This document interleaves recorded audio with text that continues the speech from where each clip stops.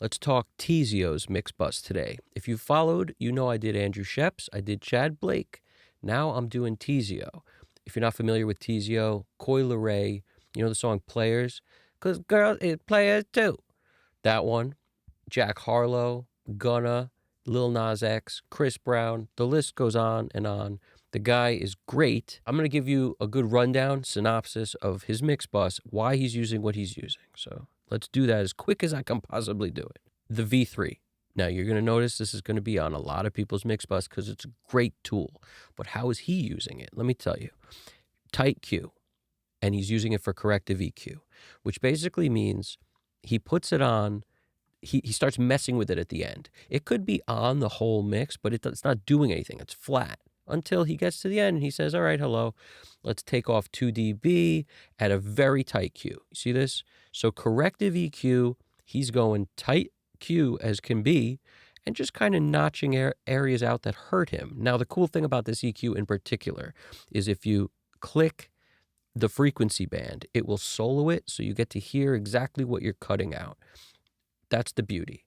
Now, a common theme of Teezio is less is more, so he's like 1 to 2 dB of gain reduction on all his compression or clipping. That's what he's doing. And on an EQ, he's like 2 dB of notches. Do you have to do, if you want to do more, feel free, do more. But this guy's style is a little bit here and there. He's actually got 2 corrective EQs on his MixBus, so he doesn't have to go particularly hard on any of them. And the order of this stuff matters. So he's got the Brainworks EQ first. Also, I noticed on a mix he did, he was basically not linking the stuff up. So in other words, when you link, you notice how it affects the mono and the stereo section at the same time. He wasn't linking it up, you know, and the guy knows what he's doing. So there must be some magic to that. He doesn't mention it. He never actually states out loud. But it's my job to point out stuff to you guys that I find interesting. And this is one of them.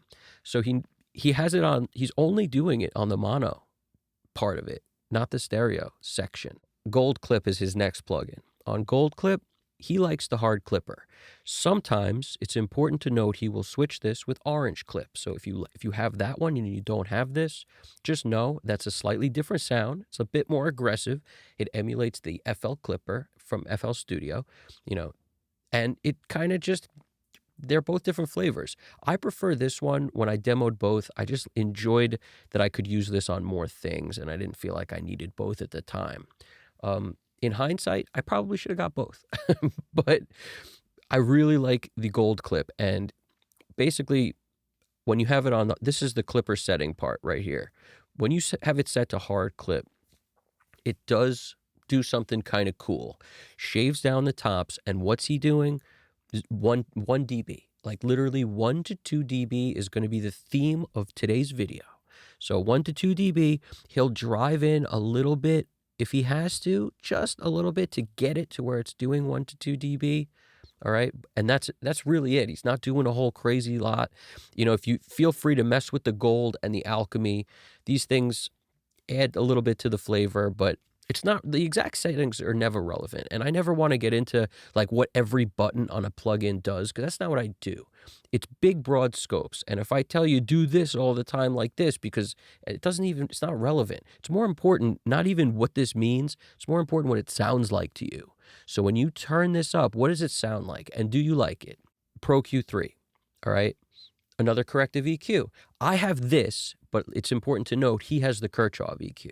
The Kirchhoff is a mastering style EQ, but it's the same kind of thing, just like a Pro Q3. So I don't like to get hung up in the fact that everybody needs every plugin. I think it's important to understand the job it's doing.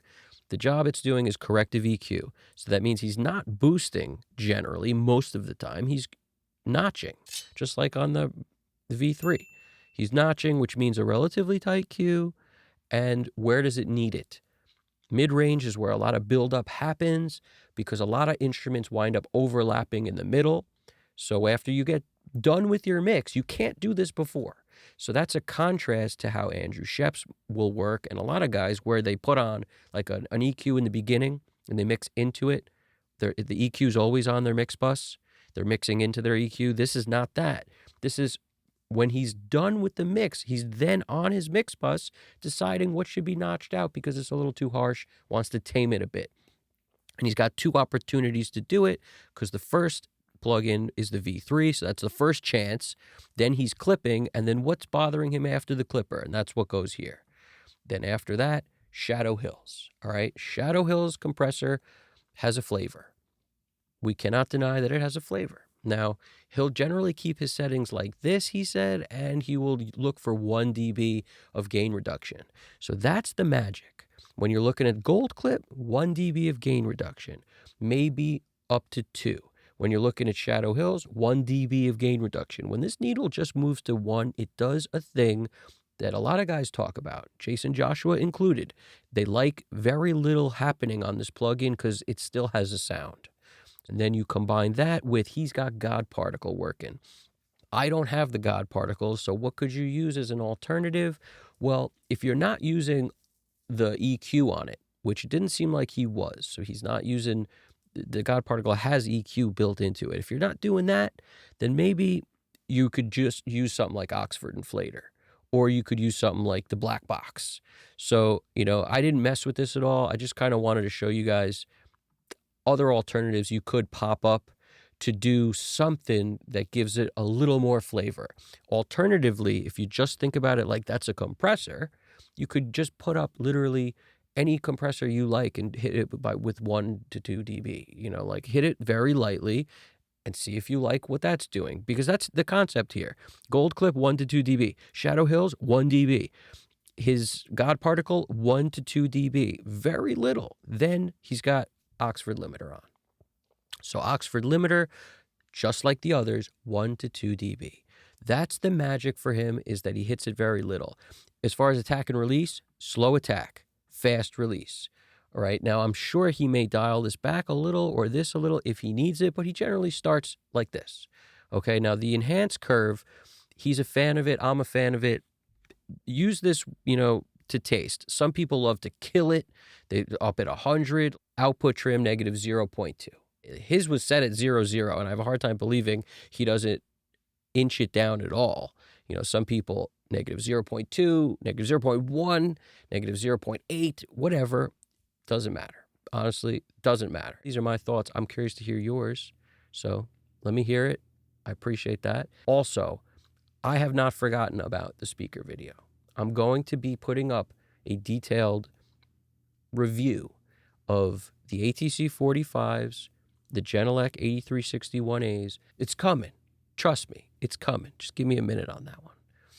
I'm in the middle of something with it, and I got to figure that out before I can put it up. So anyway, you guys got this. Evan Jaffe, Custom Cut Studios, you guys got this. Go off and mix some amazing stuff. See you soon. Take it easy.